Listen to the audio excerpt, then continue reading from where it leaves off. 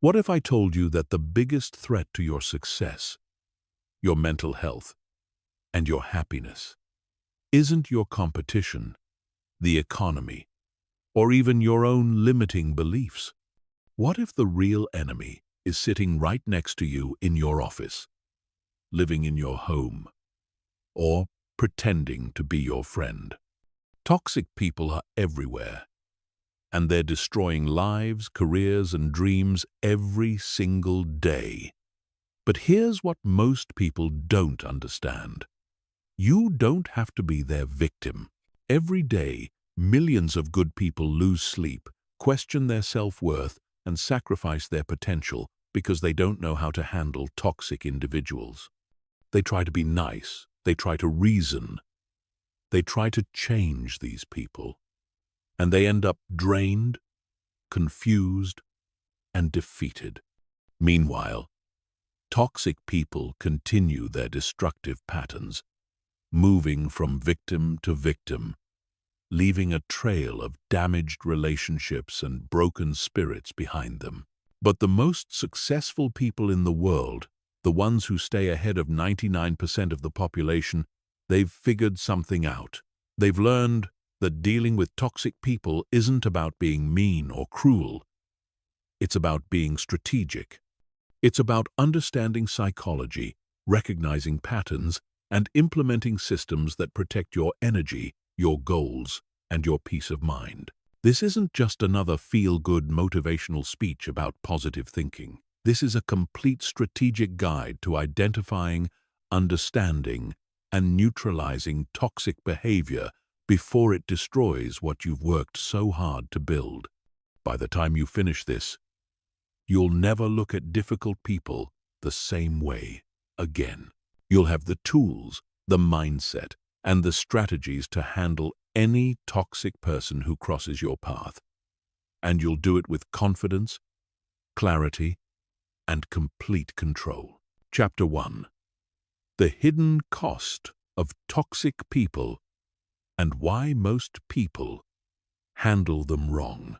Let me start with a truth that will shock you. The average person encounters at least 7 toxic individuals in their daily life, and most of them don't even realize it. These aren't just the obvious bullies or the screaming bosses.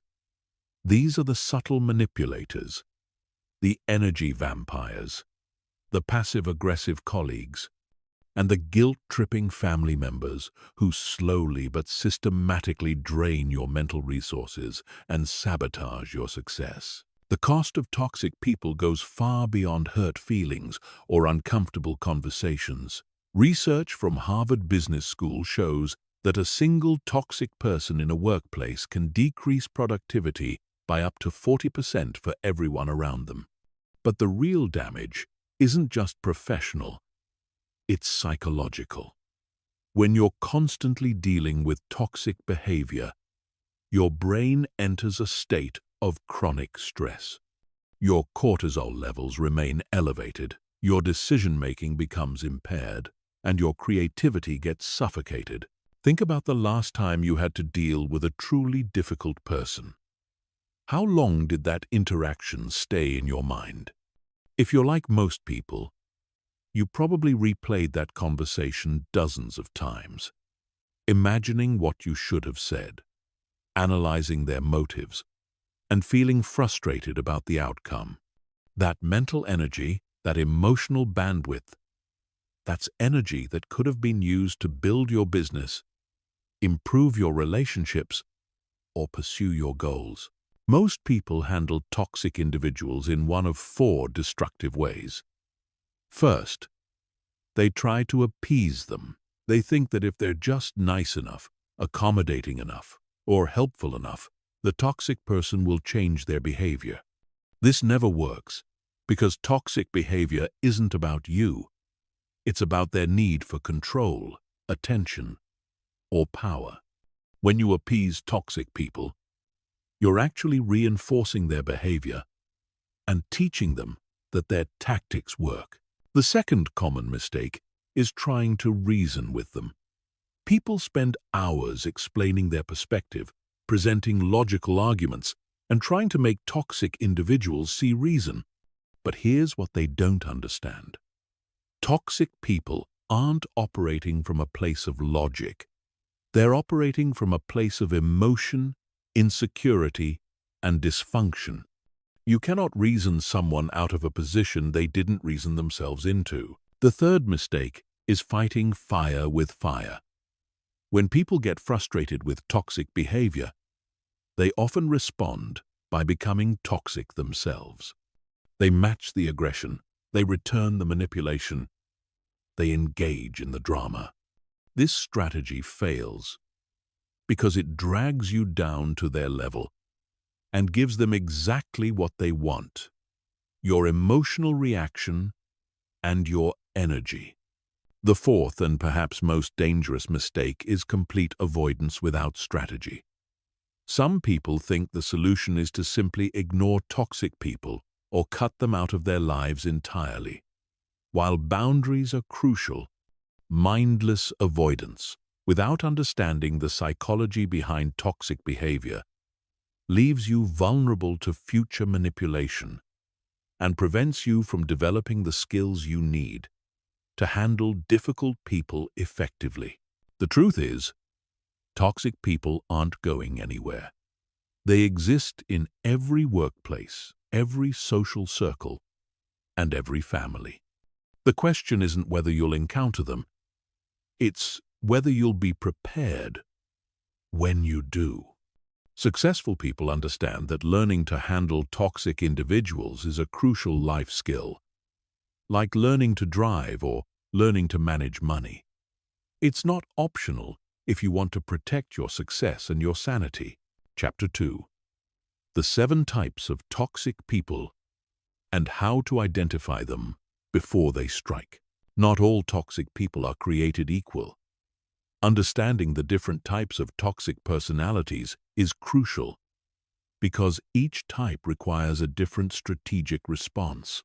Most people make the mistake of treating all difficult people the same way, which is why their strategies fail. Once you understand these 7 archetypes, you'll be able to identify toxic people within minutes of meeting them and adjust your approach accordingly. The first type is the energy vampire. These are the people who seem to suck the life out of every room they enter. They're chronic complainers, constant victims, and emotional black holes who feed off attention and sympathy. Energy vampires are masters of making everything about themselves. They interrupt conversations to share their own problems. They one-up your struggles with their own dramatic stories. And they never seem to have anything positive to say about anything. Energy vampires are particularly dangerous because they often appear harmless or even pitiable. They don't seem aggressive or threatening, so people let their guard down around them. But make no mistake, these individuals are toxic because they drain your emotional resources without ever giving anything back. They're emotional parasites who leave you feeling exhausted, frustrated, and emotionally depleted after every interaction. The second type is the controller. These individuals have an obsessive need to dominate every situation and every person around them. Controllers come in many forms. The micromanaging boss who can't delegate, the partner who needs to know your every move, the friend who always decides where the group goes and what they do.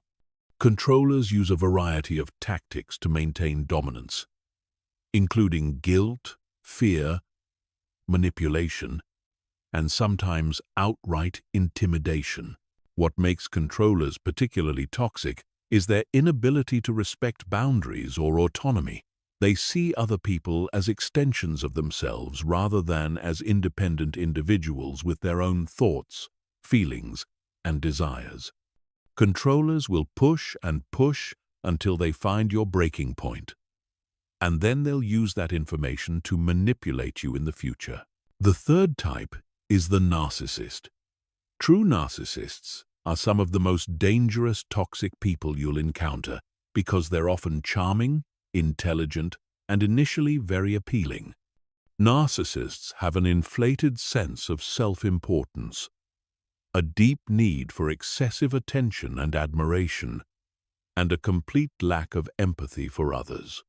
They're masters of manipulation who will say and do whatever it takes to get what they want. Narcissists are particularly skilled at love bombing, which means they shower you with attention, compliments, and affection at the beginning of a relationship to hook you emotionally. Once they have you invested, they gradually reveal their true nature, demanding, critical, and completely self-centered. They'll take credit for your successes, blame you for their failures, and make you question your own reality through a process called gaslighting. The fourth type is the passive-aggressive saboteur. These individuals never confront you directly, but they undermine you through subtle, indirect actions. They agree to help you, but then forget or do a poor job. They make sarcastic comments disguised as jokes. They spread gossip or share your private information with others. They smile to your face while stabbing you in the back. Passive-aggressive people are toxic because they create an atmosphere of uncertainty and mistrust. You never know where you stand with them, and you're constantly walking on eggshells trying to avoid their subtle retaliation. They're particularly dangerous in workplace environments where they can sabotage your projects or reputation without leaving clear evidence of their actions. The fifth type is the emotional manipulator. These individuals are experts at using guilt, fear, and obligation to control others. They're the people who say things like, "If you really cared about me, you would," or "After everything I've done for you." They make you feel responsible for their emotions and use your empathy and compassion against you. Emotional manipulators are particularly effective with kind, caring people who naturally want to help others. They exploit your good nature and turn your strengths into vulnerabilities. They make you feel selfish for having boundaries and guilty for prioritizing your own needs. The sixth type is the chronic victim. While energy vampires complain about everything, chronic victims specifically position themselves as perpetual sufferers who are always being wronged by others. Nothing is ever their fault. They never take responsibility for their actions, and they always have someone else to blame for their problems.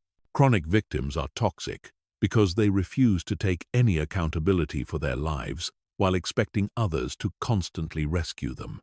They create drama and chaos wherever they go, and they use their victim status to manipulate others into helping them or excusing their bad behavior. The seventh and final type is the boundary violator. These individuals consistently ignore or push past the limits that others set. They show up uninvited, ask inappropriate questions, share information they shouldn't, and generally act as if normal social rules don't apply to them. Boundary violators often disguise their behavior as being friendly, caring, or just trying to help. Boundary violators are toxic because they refuse to respect your autonomy and personal space. They make you feel uncomfortable and unsafe, and they often escalate their behavior when you try to establish clear limits. Understanding these 7 types is the first step in developing an effective strategy for dealing with toxic people in your life. Chapter 3. The psychology behind toxic behavior and why they target successful people. To effectively deal with toxic people, you must understand what drives them. Toxic behavior isn't random or meaningless. It serves specific psychological functions for the people who engage in it. And once you understand these underlying motivations, you'll be able to predict their behavior and respond strategically rather than emotionally. At the core of most toxic behavior is deep-seated insecurity and a fragmented sense of self. Toxic people don't actually feel good about themselves, despite what their outward behavior might suggest. They suffer from what psychologists call emotional dysregulation, which means they can't manage their own emotions effectively. Instead of dealing with their internal pain and insecurity in healthy ways, they project it onto others through manipulation, control, and various forms of emotional abuse. Toxic people are often the product of childhood trauma, neglect, or dysfunction. They learned early in life that the world is an unsafe place where people can't be trusted and where they need to fight for every scrap of attention, love, or resources they can get. This creates what's known as an insecure attachment style, which affects how they relate to others for the rest of their lives. However, understanding the origins of toxic behavior doesn't mean you should excuse it or try to fix these people. That's one of the biggest mistakes that empathetic, successful people make. They think that if they can just show enough love, patience, or understanding, they can heal the toxic person's wounds and change their behavior. This is not only impossible, it's dangerous to your own well-being. Here's a crucial insight that most people miss. Toxic people specifically target successful, confident, and emotionally healthy individuals. This isn't coincidental. Toxic people are drawn to people who have what they lack: self-confidence, emotional stability, success, and positive energy. They see these qualities as something they can take or benefit from. Successful people make attractive targets for several reasons. First, they often have resources that toxic people want to access: money, connections, opportunities, or social status. Second, they tend to be generous and helpful by nature, which makes them vulnerable to manipulation. Third, their success makes toxic people feel inadequate by comparison, which triggers their need to tear others down to make themselves feel better. Toxic people also target successful individuals because they know that these people are often busy and distracted.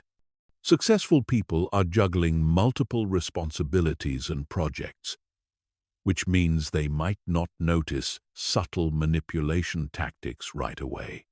They're also typically optimistic and solution-oriented, which means they'll often give toxic people the benefit of the doubt longer than they should.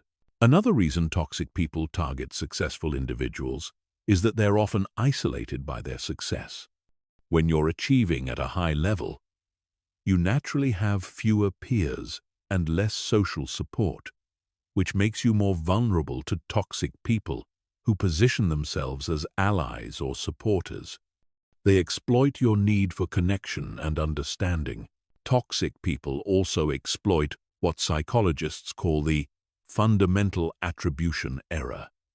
This is the tendency for good people to attribute bad behavior to external circumstances rather than internal character flaws.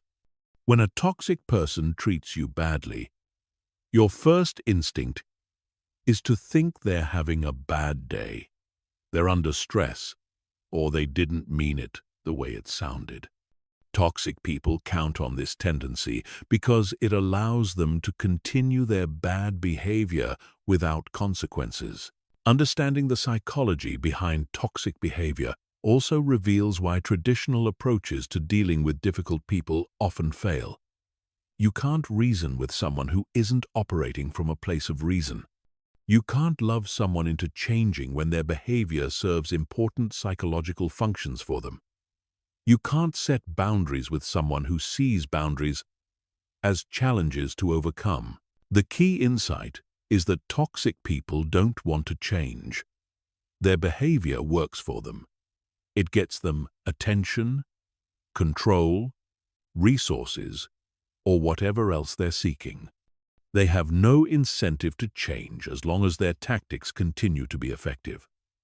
This is why your response to toxic behavior is so crucial. When you react emotionally, when you try to appease them, when you engage in their drama, you're actually rewarding their behavior and encouraging them to continue. The most effective way to deal with toxic people is to understand that their behavior is about them, not about you. They're not targeting you because of something you did wrong or because you deserve to be treated badly. They're targeting you because you have something they want or because their psychological dysfunction compels them to seek out certain types of people to manipulate. This understanding is liberating because it removes the emotional charge from their behavior.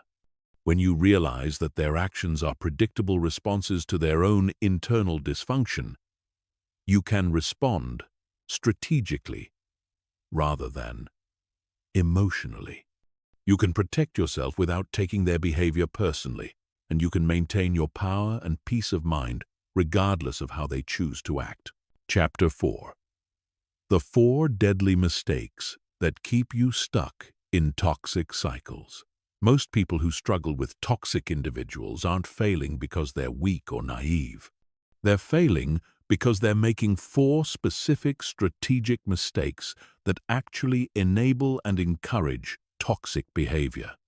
These mistakes are so common and so deeply ingrained in our social conditioning that most people don't even realize they're making them. Once you understand these patterns, you can break free from the toxic cycles that have been draining your energy and sabotaging your success. The first deadly mistake is the empathy trap. This is where your natural compassion and understanding become weapons that toxic people use against you. Empathetic people have a tendency to make excuses for bad behavior. When someone treats them poorly, they immediately start looking for explanations. Maybe this person had a difficult childhood. Maybe they're going through a tough time. Maybe they don't realize how their behavior affects others. While empathy is generally a positive trait, it becomes dangerous when you extend it to people who exploit it. Toxic people are experts at generating sympathy and playing the victim when they're confronted about their behavior.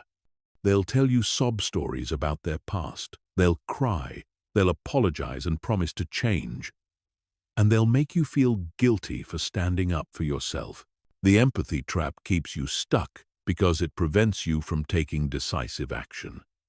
Instead of setting clear boundaries or removing toxic people from your life, you keep giving them chances to change. You keep hoping that if you're just patient enough or understanding enough, they'll suddenly become the person you want them to be. This never happens because toxic people don't change unless they face serious consequences for their behavior. The second deadly mistake is the logic fallacy.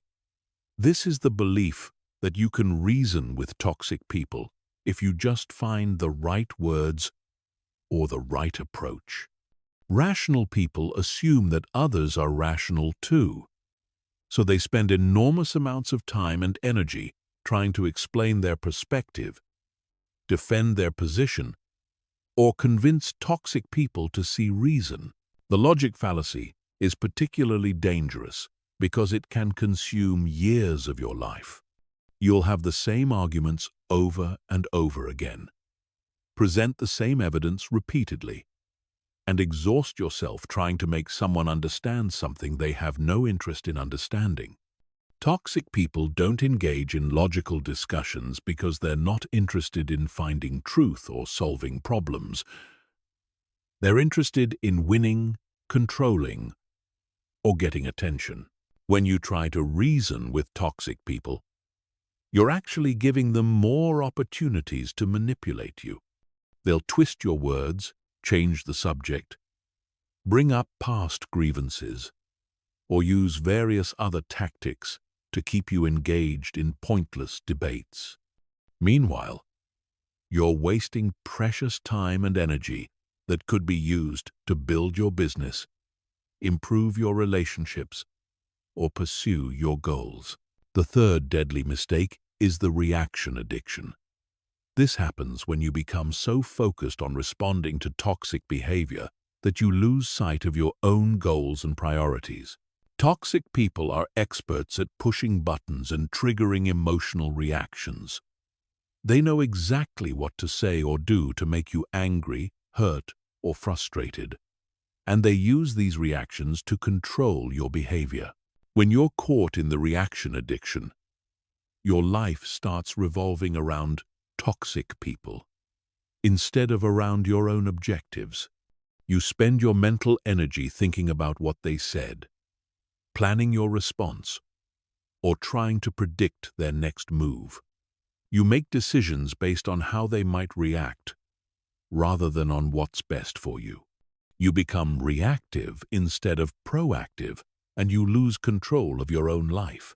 The reaction addiction is particularly insidious because it can make you feel like you're doing something productive. You're responding. You're defending yourself. You're fighting back. But in reality, you're dancing to their tune and giving them exactly what they want: your attention and your emotional energy. Every time you react, you're reinforcing their behavior and encouraging them to continue. The fourth and final deadly mistake is the savior complex.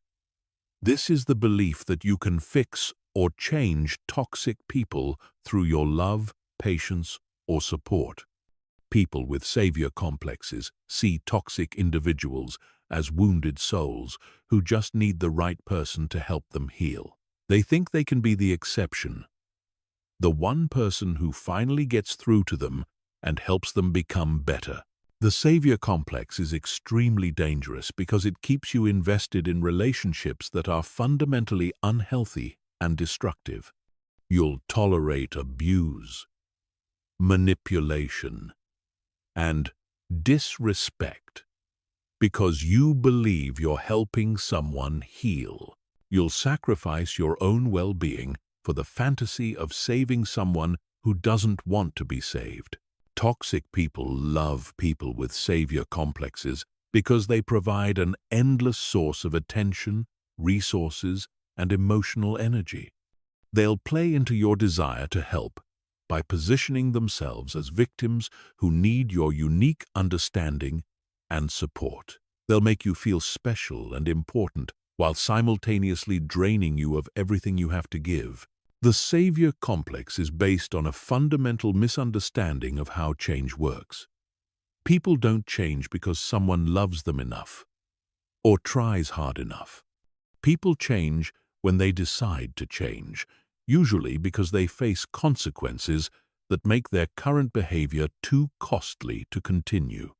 You cannot love someone into changing, and trying to do so will only exhaust you and enable their toxic behavior. These four mistakes create a cycle that keeps you trapped in toxic relationships. The empathy trap makes you vulnerable to manipulation. The logic fallacy wastes your time and energy. The reaction addiction gives toxic people control over your emotions. And the savior complex keeps you invested in people who will never change. Breaking free from these patterns requires a fundamental shift in how you think about toxic people and how you respond to their behavior. The key is to recognize that dealing with toxic people is not about being understanding, reasonable, responsive, or helpful. It's about being strategic, boundaried, and focused on your own goals and well-being. When you stop making these four deadly mistakes, you'll immediately feel more powerful and more in control of your relationships and your life. Chapter 5. The strategic mindset shift that changes everything. Everything changes when you stop trying to change toxic people and start focusing on changing your response to them. This isn't just a subtle adjustment in approach. It's a complete paradigm shift that will revolutionize how you handle difficult people and protect your mental energy. Most people waste years trying to fix others when the real power lies in controlling yourself. The traditional approach to dealing with difficult people is based on the false belief that if you can just find the right words, the right approach, or the right amount of patience, you can make them see reason and change their behavior. This approach fails because it gives toxic people all the power. You're essentially saying that your peace of mind and your success depend on their willingness to cooperate, which puts you in a permanently vulnerable position. The strategic mindset shift begins with accepting a fundamental truth. You cannot control other people's behavior, but you have complete control over your response to their behavior. This might seem obvious, but most people live as if the opposite were true. They spend enormous amounts of energy trying to change others while neglecting the one thing they actually have power over, themselves. When you embrace this shift, everything becomes simpler and more effective. Instead of asking, "How can I make this person stop being toxic?" you start asking, "How can I protect myself from this person's toxicity?" Instead of trying to convince them to treat you better, you focus on creating consequences that make their bad behavior costly for them.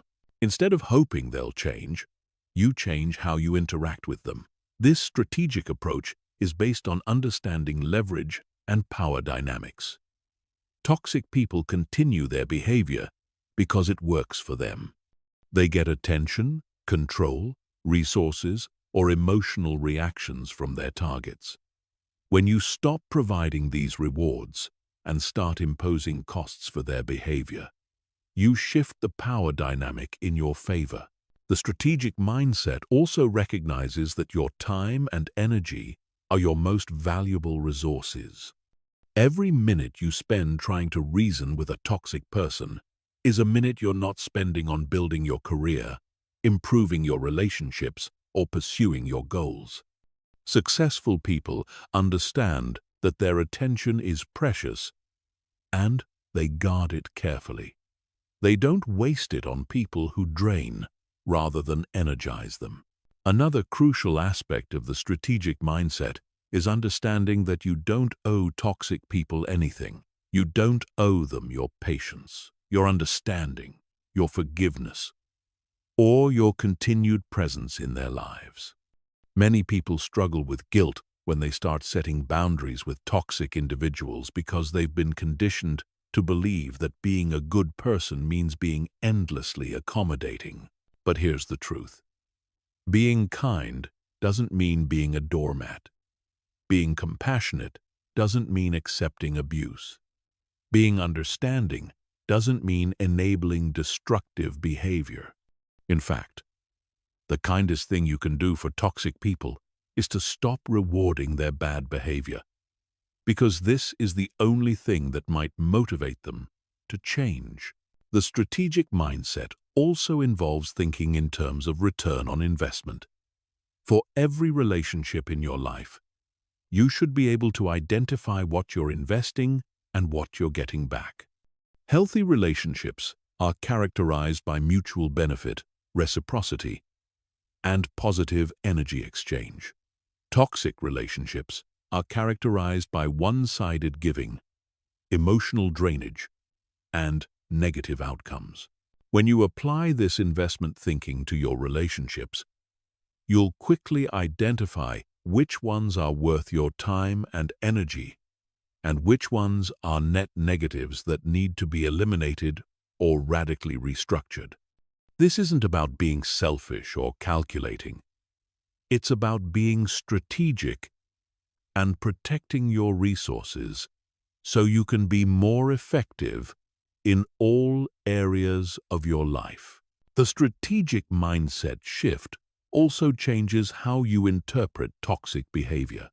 Instead of taking it personally or seeing it as a reflection of your worth, you start seeing it as information about the other person's psychological state and capabilities. When someone treats you badly, it tells you something important about their character, their values, and their level of emotional development. This perspective is incredibly liberating because it removes the emotional charge from toxic interactions. You don't get angry when a scorpion stings, because that's what scorpions do. Similarly, when you truly understand that toxic behavior is about the other person's dysfunction rather than about you, you can respond calmly and strategically rather than emotionally. Finally, the strategic mindset recognizes that your reputation and your relationships are crucial assets that need to be protected. Toxic people can damage both through their behavior and their influence on others. Part of being strategic involves managing how you're perceived and ensuring that your association with toxic individuals doesn't harm your standing with others. This mindset shift is the foundation for everything else you'll learn about dealing with toxic people. Once you stop trying to change them and start focusing on protecting and empowering yourself, you'll find that you have far more control over these situations than you ever imagined. You'll also discover that many problems that seemed impossible to solve become much more manageable when approached strategically rather than emotionally. Chapter 6. The Tactical Response System for each type of toxic person. Now that you understand the psychology behind toxic behavior and the strategic mindset required to deal with it effectively, let's get into the specific tactics you need for each type of toxic person. Remember, one-size-fits-all approaches fail because different toxic personalities require different strategic responses. What works with an energy vampire will backfire with a controller, and what neutralizes a narcissist might empower a passive-aggressive saboteur. When dealing with energy vampires, your primary strategy is energy conservation and redirection. These individuals feed off your emotional energy and attention, so your goal is to starve them of what they need while protecting your own resources. The most effective technique is called the gray rock method. You become as boring and unresponsive as possible during interactions. Give short, factual responses without emotional content. Don't ask follow-up questions about their problems, don't offer solutions, and don't show sympathy for their latest crisis. For example, when an energy vampire starts complaining about their job for the 100th time, instead of saying, "Oh no, what happened now?"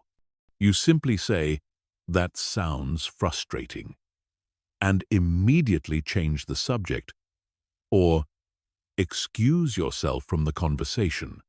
You're acknowledging their statement without feeding into their need for attention and drama. Over time, they'll find you less satisfying to interact with and will move on to more responsive targets. Controllers require a completely different approach because they interpret any sign of weakness or accommodation as an invitation to increase their dominance. With controllers, you must establish and maintain firm boundaries from the very beginning. The key is to be consistently assertive without being aggressive. You state your position clearly. You don't justify or explain extensively. And you don't negotiate on non-negotiable issues. When a controller tries to micromanage your work, you don't argue about whether their oversight is necessary. Instead, you say something like, "I understand your concerns. I'll update you on my progress at our scheduled weekly meeting." Then you do exactly what you said you would do. Nothing more and nothing less. Controllers respect consistency and strength. so you must never waver once you've established a boundary. Narcissists are perhaps the most challenging toxic people to deal with because they're often intelligent, charming, and skilled at manipulation. The key to handling narcissists is to never give them the admiration and attention they crave, while also never directly challenging their inflated self-image. This requires a delicate balance that I call strategic indifference. With narcissists, you acknowledge their statements without praising or criticizing them. When they brag about their achievements, you say, "That's interesting," rather than, "Wow, that's amazing." When they fish for compliments, you redirect the conversation rather than feeding their ego. The goal is to be polite but unengaging, present but not invested. Narcissists will eventually find you boring and move on to more responsive sources of admiration. Passive-aggressive saboteurs require direct confrontation, which is the opposite of what most people expect. These individuals count on others being too polite or conflict-averse to call out their behavior directly. They hide behind plausible deniability and act innocent when confronted. The most effective strategy is to make their behavior explicit and public.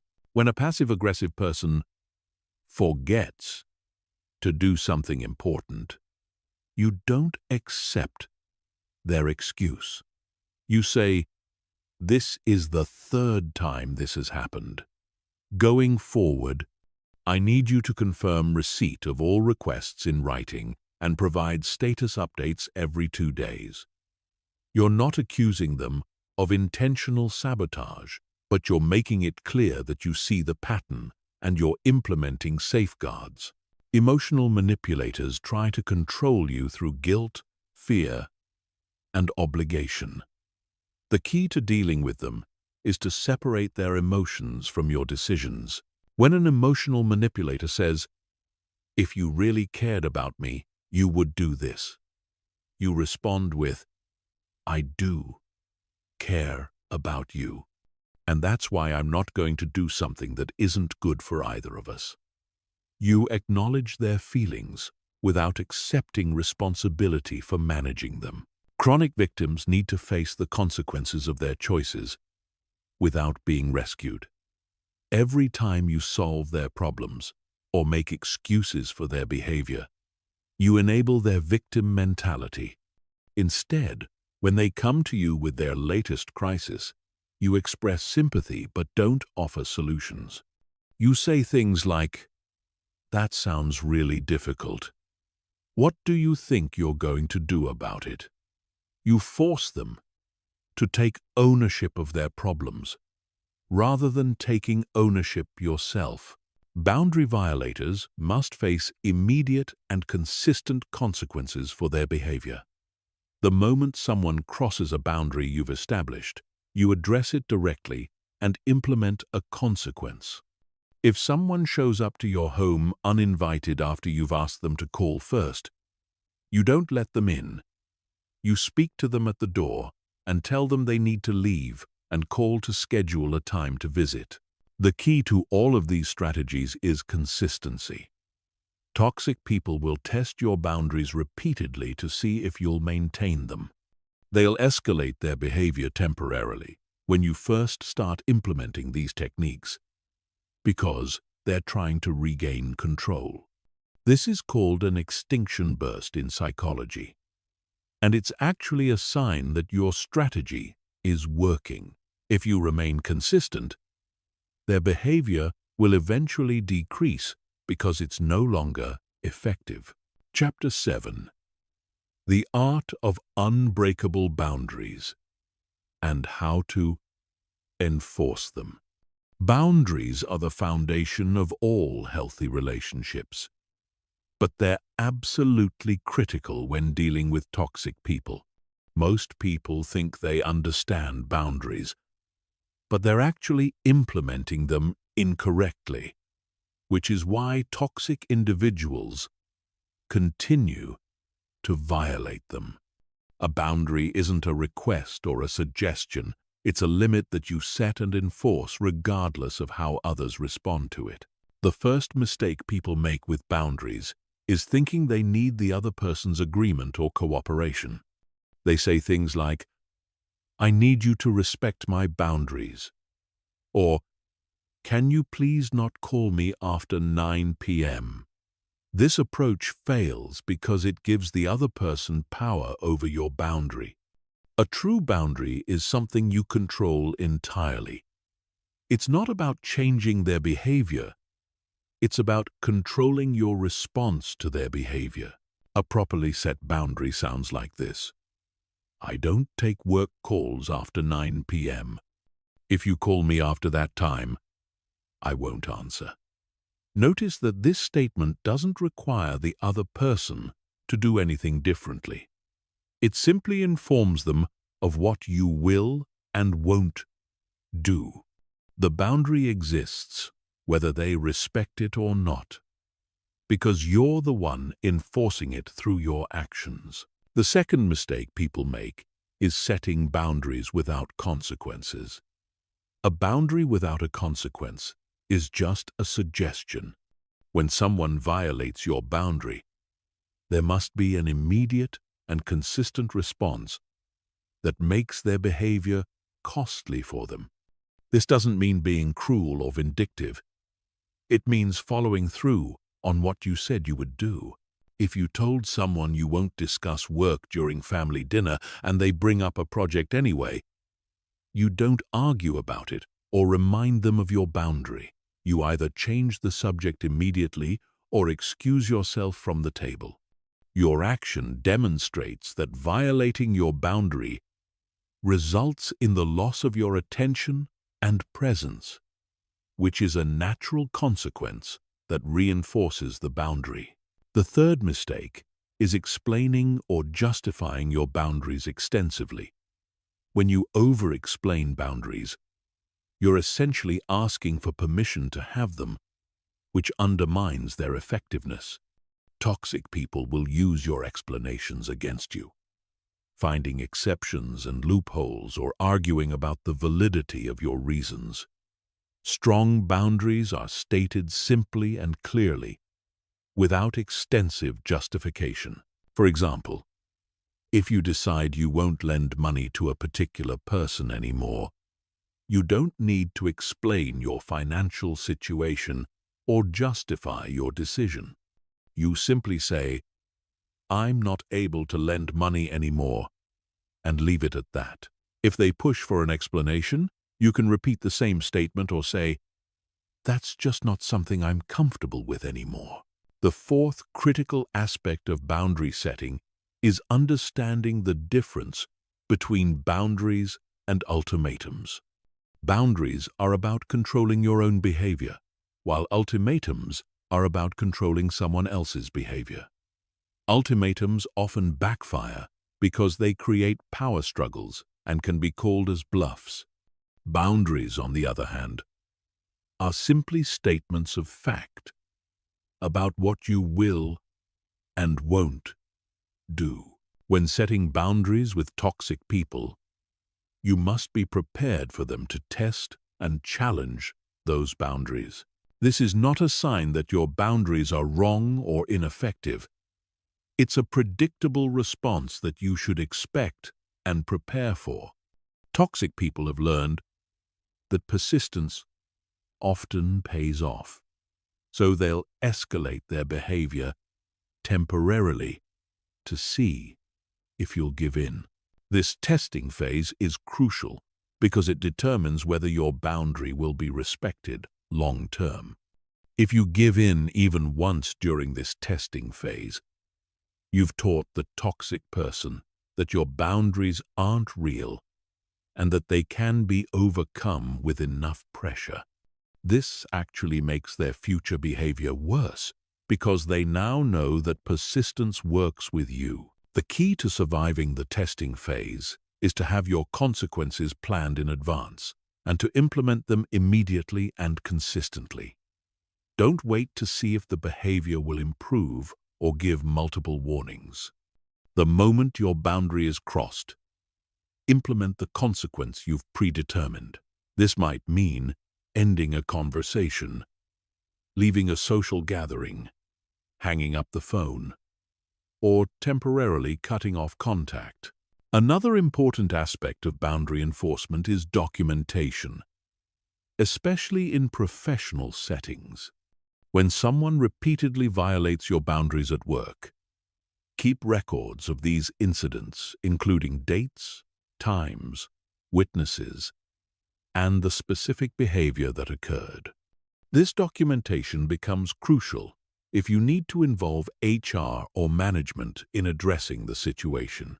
It's also important to understand that boundaries must evolve as situations change. What worked in one context might not work in another, and you may need to adjust your boundaries as you learn more about a person's behavior patterns. This isn't a sign of weakness or inconsistency. It's intelligent adaptation to new information. Finally, remember that setting boundaries with toxic people often involves short-term discomfort for long-term peace. They may react badly when you first start enforcing limits.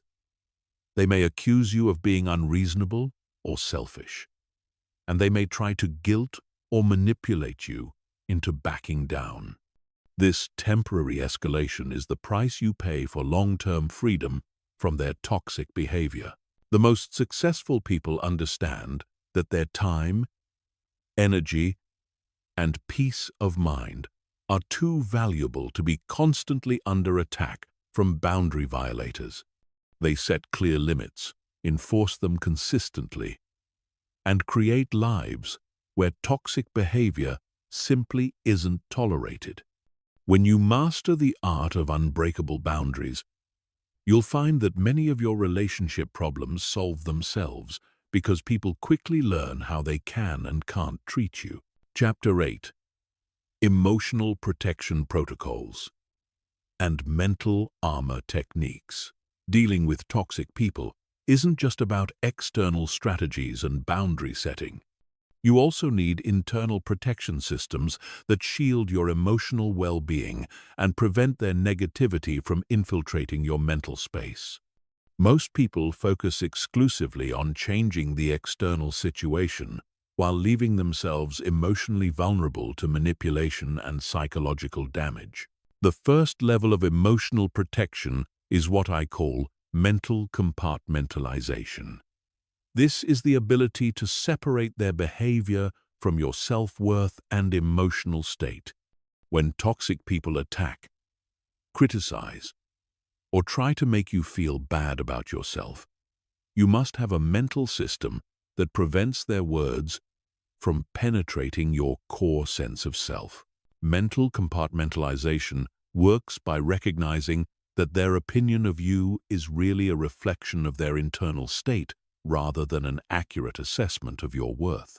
When someone criticizes you unfairly or tries to make you feel guilty for setting boundaries, you mentally categorize their words as information about their dysfunction rather than information about me. This requires developing what psychologists call an internal locus of control. This means that your sense of self-worth and emotional stability comes from within rather than from external validation or criticism. People with strong internal locus of control don't get devastated by criticism because they have a stable sense of who they are that isn't dependent on others' opinions. The second emotional protection technique is emotional buffering. This involves creating psychological distance between yourself and toxic people's emotions. Toxic people often try to transfer their emotional state to you through various manipulation tactics. They want you to feel as angry, frustrated, or upset as they are, because this gives them control over your emotional state. Emotional buffering works by recognizing that you don't have to absorb or mirror someone else's emotions. When someone is angry at you, you don't have to become angry back. When someone is trying to make you feel guilty, you don't have to accept that guilt. You can acknowledge their emotional state without taking it on yourself. One powerful technique for emotional buffering is visualization. Before interacting with a toxic person, visualize yourself surrounded by an invisible shield that deflects their negative energy. Imagine their criticism, manipulation, or anger bouncing off this shield rather than penetrating into your emotional core. This might sound simplistic, but visualization techniques have been proven effective by sports psychologists and performance coaches for decades. The third protection technique is strategic emotional detachment. This doesn't mean becoming cold or uncaring. It means maintaining appropriate emotional distance from people who use your emotions against you. Many people make the mistake of being emotionally invested in toxic people's approval, happiness, or success. This investment gives toxic people power over your emotional state. Strategic emotional detachment means you care about people's well-being in general, but you don't make their emotional state your responsibility. You can wish someone well without being emotionally devastated when they're unhappy. You can hope they make good choices without feeling responsible when they make bad ones. This is particularly important with family members or long-term friends who have become toxic. You don't have to stop loving them, but you do need to stop making their emotions your priority. You can love someone from a distance and maintain emotional boundaries that protect your own well-being. The fourth technique is cognitive reframing. This involves consciously changing how you interpret and think about toxic people's behavior. Instead of seeing their attacks as evidence that something is wrong with you, you reframe them as evidence that something is wrong with them. Instead of seeing their manipulation attempts as successful, you see them as desperate acts by people who lack healthy relationship skills. Cognitive reframing also involves focusing on what you can learn from difficult interactions rather than just how they make you feel.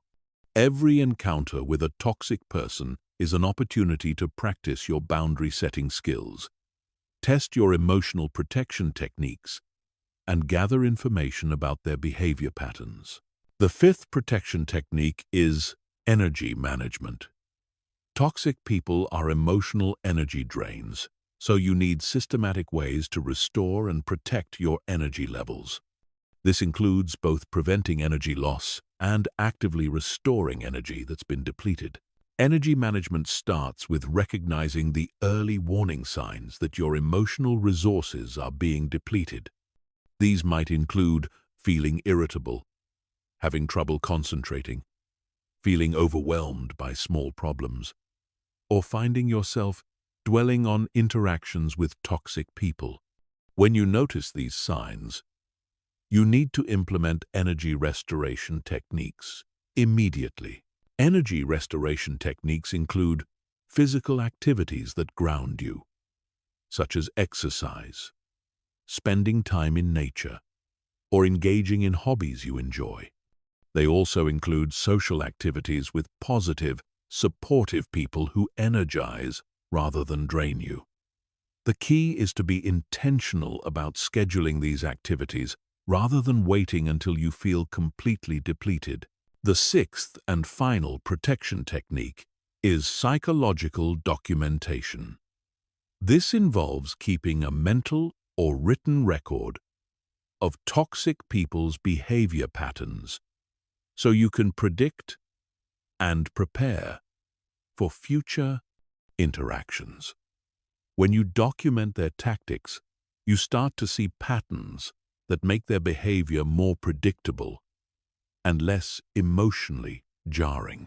Psychological documentation also helps you maintain perspective when toxic people try to gaslight you or make you question your memory of events. When you have a clear record of their behavior, it's much harder for them to convince you that you're remembering things incorrectly or overreacting to their actions. These emotional protection techniques work together to create what I call psychological immunity to toxic behavior. Just as your physical immune system protects you from biological threats, your psychological immune system protects you from emotional and mental threats. The stronger your psychological immunity, the less damage toxic people can do to your well-being and success. Chapter 9. Advanced Communication Strategies that Disarm and Neutralize Toxic Behavior. Communication with toxic people requires a completely different skill set than normal social interaction. Traditional communication approaches like active listening, empathy, and collaborative problem-solving often backfire with toxic individuals because they exploit these techniques for their own advantage. You need specialized communication strategies that protect you while neutralizing their ability to manipulate or control the interaction. The first advanced technique is called strategic non-engagement. This involves recognizing which conversations are worth having and which ones are traps designed to waste your time and energy. Toxic people often initiate conversations that have no possibility of positive resolution. They bring up past grievances, argue about things that can't be changed, or try to engage you in circular debates with no clear objective. When someone tries to pull you into a non-productive conversation, you use strategic non-engagement by refusing to participate. You might say something like, "I don't think this conversation is going to be productive for either of us," and then physically remove yourself from the situation. You don't argue about whether the conversation could be productive. You don't explain why you're leaving, and you don't get drawn into defending your decision to disengage. The second technique is information diet. This involves severely limiting the personal information you share with toxic people. Toxic individuals use personal information as ammunition for future attacks or manipulation attempts. They remember your insecurities, your fears, your goals, and your relationships. And they use this information strategically when they want to hurt or control you. When dealing with toxic people, you share only the minimum information necessary for the relationship to function. You don't discuss your personal problems, your financial situation, your relationship issues, or your career concerns. You keep conversations focused on immediate, practical matters and redirect personal questions back to business or neutral topics. The third technique is emotional validation without agreement. This allows you to acknowledge someone's feelings without agreeing with their perspective or taking responsibility for their emotional state. Many people think they have to either validate someone's emotions completely or dismiss them entirely. But there's a middle ground that's much more effective with toxic individuals. For example, if someone says, "You made me so angry when you didn't return my call immediately," you can respond with, "I can see that you're frustrated about the delayed response," without accepting responsibility for their anger or agreeing that your behavior was inappropriate. You're acknowledging their emotional state without endorsing their interpretation of events. The fourth technique is broken record. This involves repeating the same response consistently when someone tries to argue with or manipulate you into changing your position. Toxic people often use persistence and escalation to wear down your resistance. They'll argue, plead, threaten, or guilt-trip you until you give them what they want. The broken record technique neutralizes this strategy by removing the variability that they're trying to exploit. When someone keeps asking you to do something you've already declined, you simply repeat the same response without elaboration or justification. "I'm not available to help with that." becomes your standard response, no matter how they phrase their request or what tactics they use to try to change your mind. The fifth technique is strategic questions. Instead of making statements that toxic people can argue with or attack, you ask questions that force them to reveal their true motivations or confront the logical inconsistencies in their position. This technique is particularly effective with manipulative people who rely on emotional manipulation rather than logical arguments. For example, if someone is trying to guilt you into doing something by saying, "If you really cared about me, you would do this," you can respond with, "What makes you think that doing this particular thing is the only way to show that I care?" This question forces them to defend their logic rather than allowing them to manipulate your emotions. The sixth technique is deflection and redirection. When toxic people try to blame you for their problems or make you responsible for their emotions, you deflect the blame back to them and redirect the conversation towards solutions they can implement themselves. This prevents you from getting trapped in discussions about who's at fault while encouraging them to take responsibility for their own issues. If someone says, "You're making me feel bad," you can respond with, "That sounds frustrating for you. What do you think you could do to feel better?" You're not accepting responsibility for their emotions, but you're also not arguing about whether you caused them. You're simply redirecting the focus toward what they can do to solve their own problem. The seventh technique is time limiting. This involves setting specific time boundaries for interactions with toxic people and sticking to them regardless of how the conversation is going. Many toxic people use time pressure and extended discussions to wear down your resistance and get what they want. Before interacting with a toxic person, decide how much time you're willing to invest in the conversation and announce this limit at the beginning. "I have about 10 minutes to discuss this," gives you a natural exit strategy and prevents them from trapping you in endless circular discussions. The eighth and final technique is documentation and witnesses. In situations where you need to interact with toxic people regularly, especially in professional settings, you document important conversations and include witnesses whenever possible.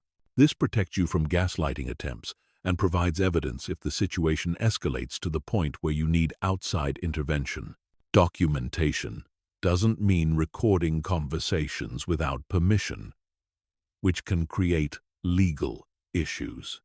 It means sending follow-up emails that summarize what was discussed and agreed upon, copying relevant supervisors or colleagues on important communications, and keeping records of when toxic behavior occurs.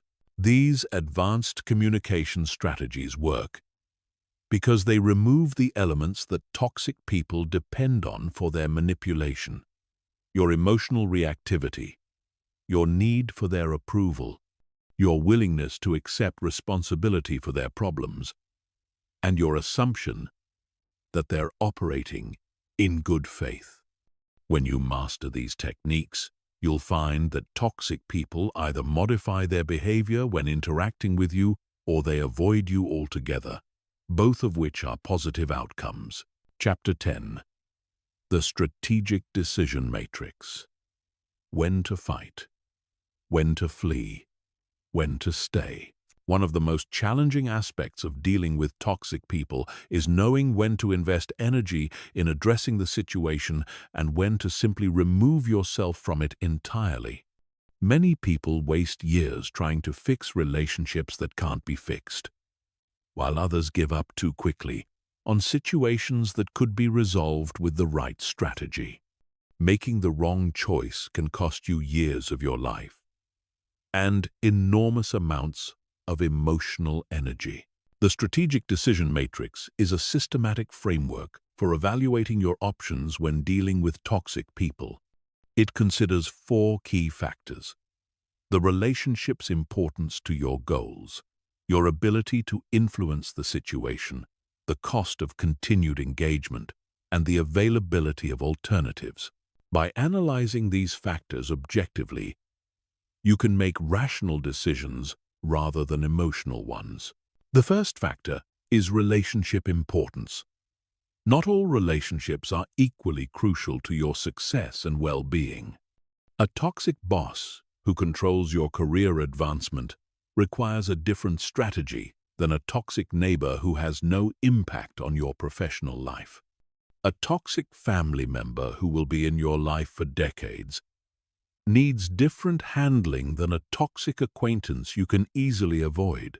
To assess relationship importance, ask yourself these questions. Does this person have power over my career, finances, or living situation? Will I be forced to interact with them regularly regardless of my preferences? Do they have influence over other important relationships in my life?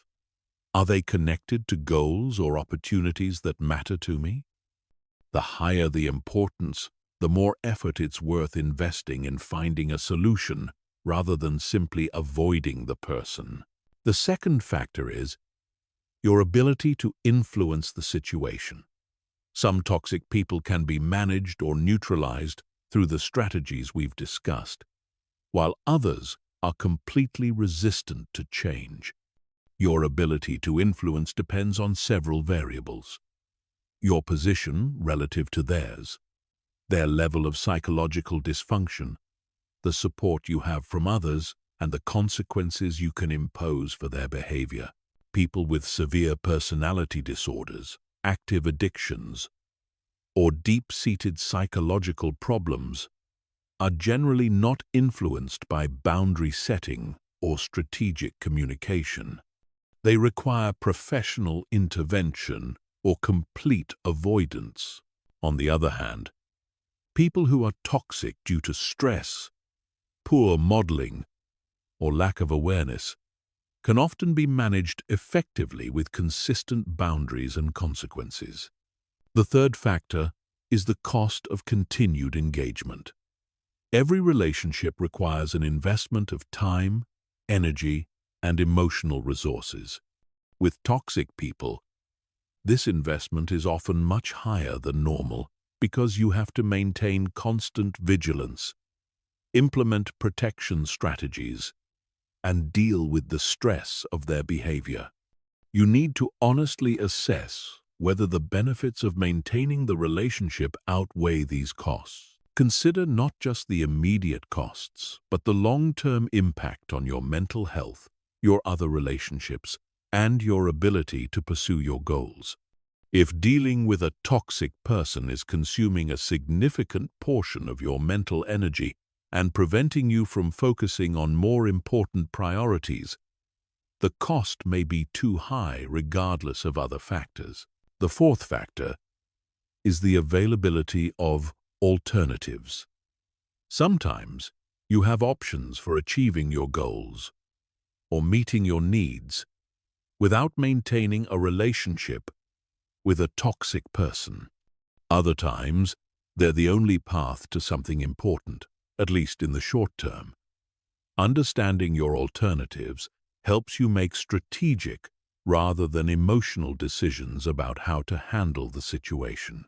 Based on these 4 factors, toxic relationships generally fall into one of 4 categories, each requiring a different strategic response. The first category is high importance, high influence. These are situations where the relationship matters significantly to your goals, and you have realistic hope of improving the situation through strategic intervention. For high importance, high influence situations, you fight. You invest time and energy in implementing boundaries, consequences, and strategic communication techniques. You document problems, build alliances with others, and work systematically to change the dynamic. This might involve having difficult conversations, involving supervisors or HR departments, or implementing structured intervention plans. The second category is high importance, low influence. These are situations where you need to maintain some relationship with the person, but they're resistant to change, and you have limited power to influence their behavior. This often occurs with family members, long-term business partners, or situations where you have no choice but to interact with someone regularly. For high importance, low influence situations, you stay, but you implement maximum protection strategies. You minimize contact as much as possible, maintain strict boundaries, use all the emotional protection techniques we've discussed, and focus on managing your own response rather than trying to change theirs. You accept that the relationship will never be ideal, but you find ways to coexist while protecting your well-being. The third category is low importance, high influence. These are situations where the relationship isn't crucial to your major goals, but the person's behavior is problematic, and you have the power to address it. This might include toxic friends, casual acquaintances, or neighbors whose behavior affects your quality of life. For low importance, high influence situations, you have flexibility in your approach. You can choose to invest some energy in setting boundaries and consequences if you think the relationship has potential, or you can simply reduce contact without extensive intervention. The key is not to invest more energy than the relationship warrants. The fourth category is low importance, low influence. These are toxic people who have minimal impact on your important goals and who are resistant to change. This includes casual acquaintances, distant family members you rarely see, or people you encounter occasionally in social or professional settings. For low importance, low influence situations, you flee. You remove these people from your life as completely as possible without extensive explanation or intervention attempts. You unfriend them on social media, decline invitations to events where they'll be present, and avoid situations where you'll be forced to interact with them. You don't waste energy trying to fix relationships that don't matter to your success or happiness. The strategic decision matrix isn't just a one-time assessment. Relationships and circumstances change, so you should periodically reevaluate your approach. Someone who was once important to your goals might become less relevant as your life changes. Your ability to influence a situation might increase as you gain more power or support, or it might decrease as their dysfunction becomes more severe. The key insight is that your time and energy are finite resources that should be allocated strategically rather than emotionally. Every hour you spend trying to fix an unfixable relationship is an hour you're not spending on building positive relationships, pursuing your goals, or improving your own skills and capabilities. Successful people are ruthless about protecting their most valuable resource, their attention.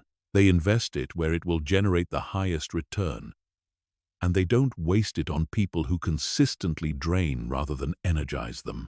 Chapter 11. Mastering Workplace Toxic Politics Without Destroying Your Career. The workplace presents unique challenges when dealing with toxic people because you can't simply cut them out of your life like you can with toxic friends or acquaintances. Your career, your income, and your professional reputation are all at stake, which means you need sophisticated strategies that protect you while advancing your goals. The key is learning to navigate workplace toxicity without becoming toxic yourself or sacrificing your professional success. The first principle of workplace toxic management is understanding that perception is reality in professional environments. How others perceive your interactions with toxic colleagues can be more important than the actual facts of the situation.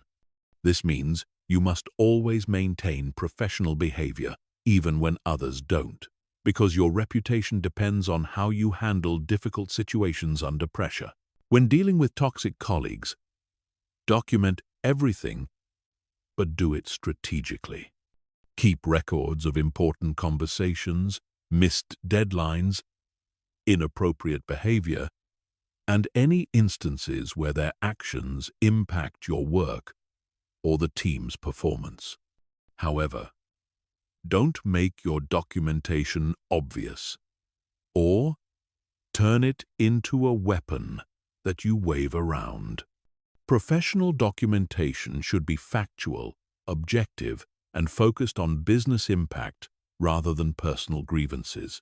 Email is your best friend when dealing with workplace toxic people because it creates an automatic paper trail.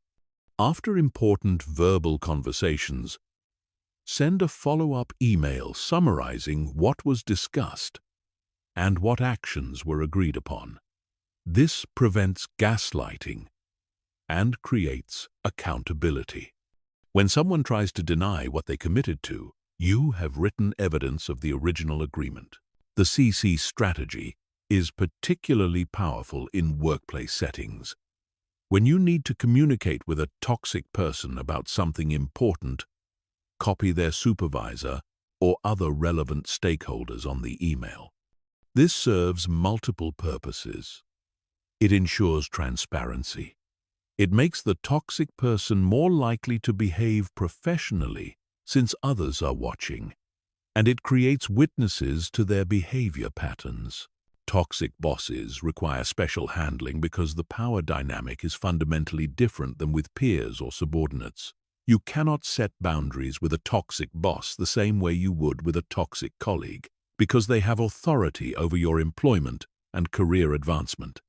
However, you're not powerless in these situations if you understand how to manage up strategically.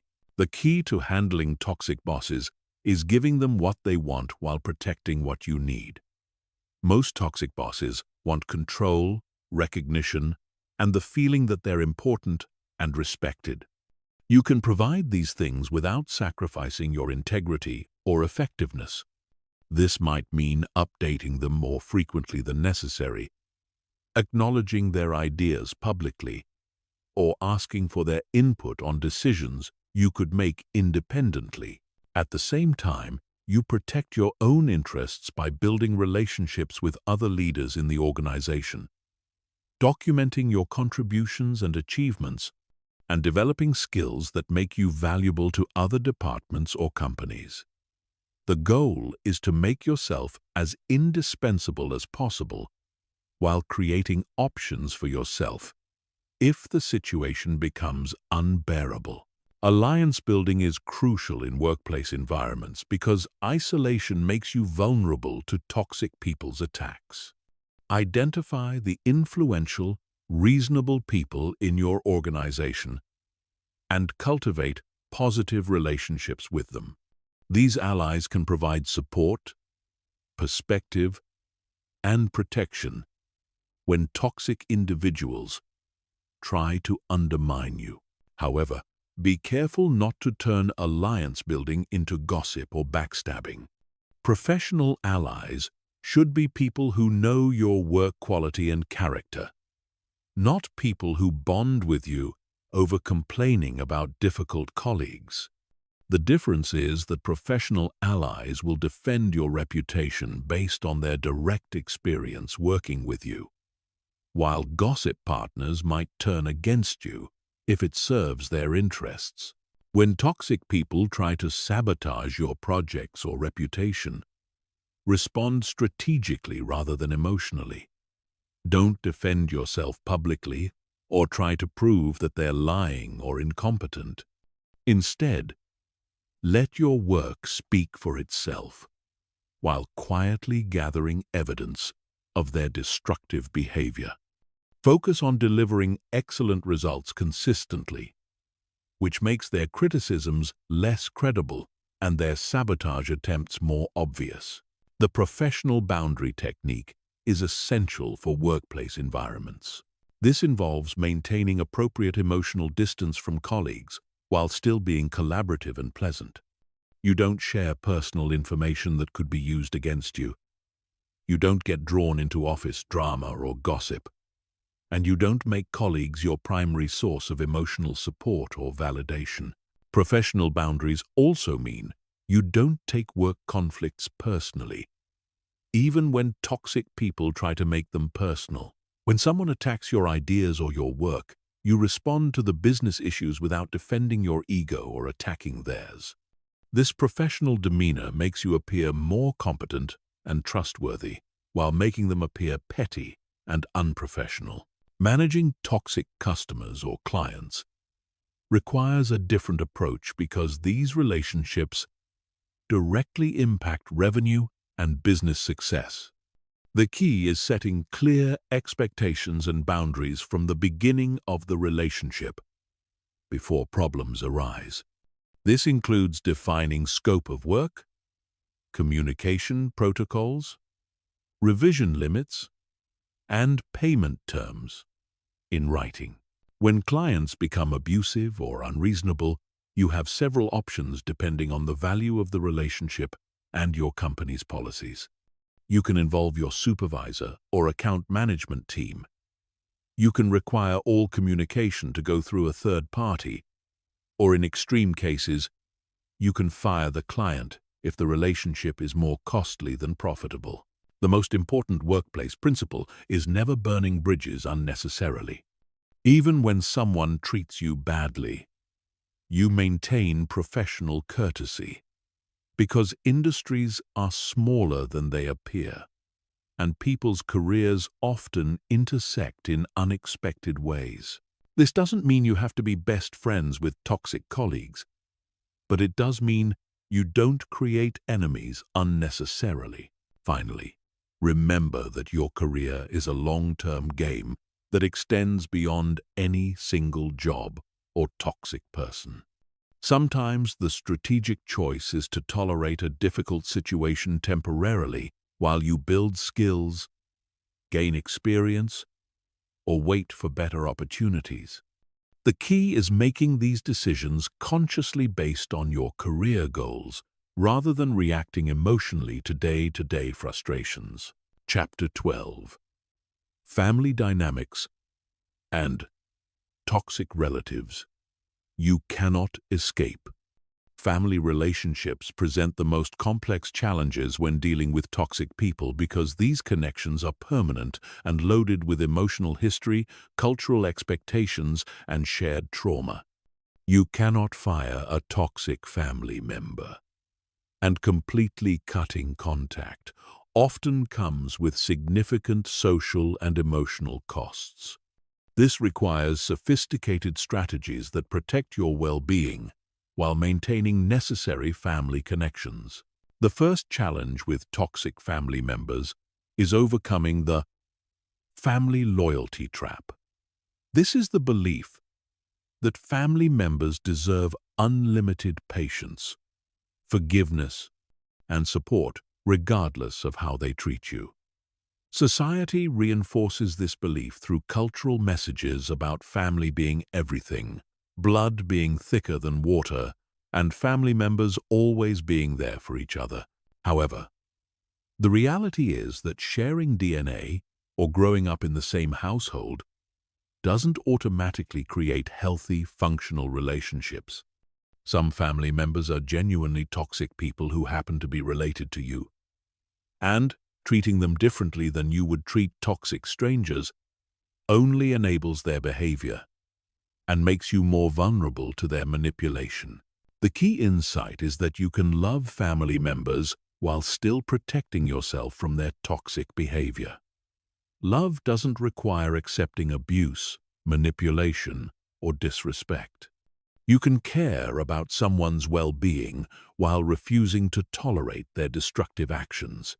This distinction is crucial because it allows you to maintain family connections without sacrificing your mental health or success. Toxic parents present unique challenges because the parent-child relationship is foundational to your psychological development and self-concept. If you grew up with toxic parents, you may have internalized their critical messages, learned dysfunctional relationship patterns, or developed trauma responses that affect all your adult relationships.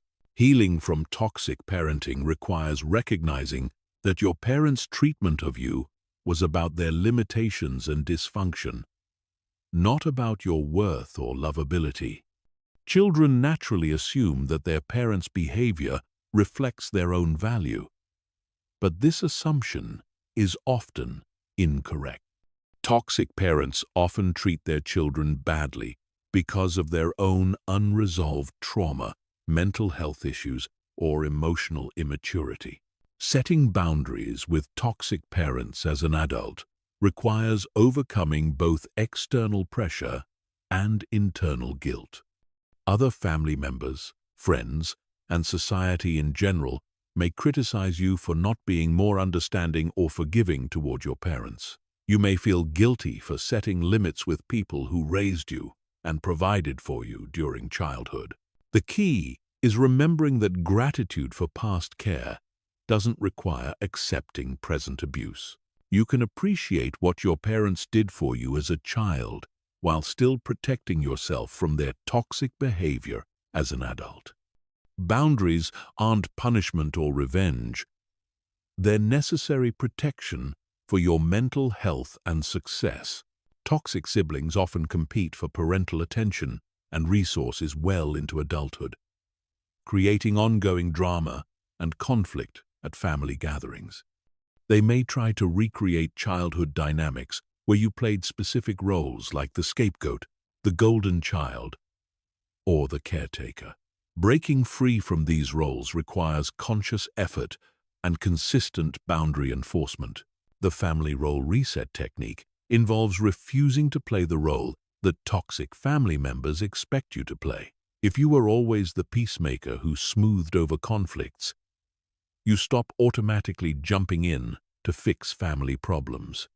If you were the responsible one who took care of everyone else's needs, you start prioritizing your own needs and letting others handle their own problems. Holiday gatherings and family events require special strategies because these occasions often force you to interact with toxic family members in close quarters for extended periods. The key is planning your approach in advance, rather than hoping things will go smoothly or trying to manage situations reactively.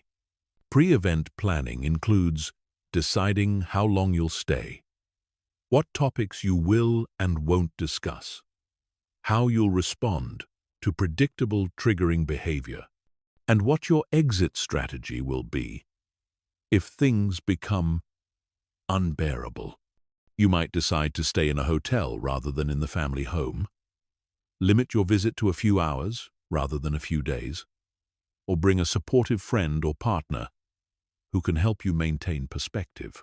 The broken record for family technique involves preparing standard responses for common family manipulation tactics. When relatives try to guilt you about your boundaries, ask inappropriate questions, or bring up old grievances, you have predetermined responses that you can repeat calmly without getting drawn into lengthy explanations or justifications. For example, if a family member says, "You've changed, you used to be so much more fun," you might respond with, "I'm happy with who I am now," and then change the subject or excuse yourself from the conversation. You don't explain why you've changed, defend your current personality, or argue about whether the change is positive or negative. Managing family inheritance and financial issues often brings out the worst in toxic relatives because money and property represent power, security, and parental favoritism. These situations can destroy family relationships permanently if not handled carefully. The key is approaching inheritance issues as business transactions rather than emotional negotiations. Document all agreements in writing. Involve neutral third parties, like attorneys or financial advisors, when necessary.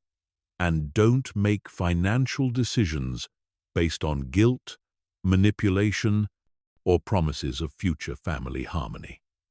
Toxic family members often use inheritance discussions as opportunities to relitigate old grievances or extract commitments that serve their interests.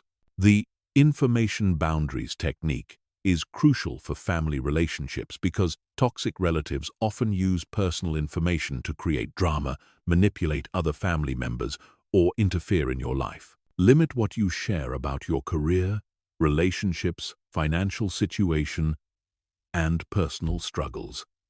Share only positive, general updates that can't be used against you later. This doesn't mean being dishonest or secretive. It means being selective about what information serves your relationships and what information creates vulnerability. You can be warm and loving with family members while still maintaining appropriate privacy about your personal life. Finally, remember that you get to define what family means to you as an adult. Family isn't just about biological relationships. It's about people who support your growth, respect your boundaries, and contribute positively to your life. Sometimes the family you choose through friendships and partnerships is healthier and more supportive than the family you were born into. Creating boundaries with biological family members while building chosen family relationships allows you to honor your heritage and history while also protecting your future and well-being. You don't have to choose between family loyalty and personal success, but you do have to choose how much energy you'll invest in relationships that drain rather than energize you. Chapter 13. Building toxic-proof life systems for long-term protection.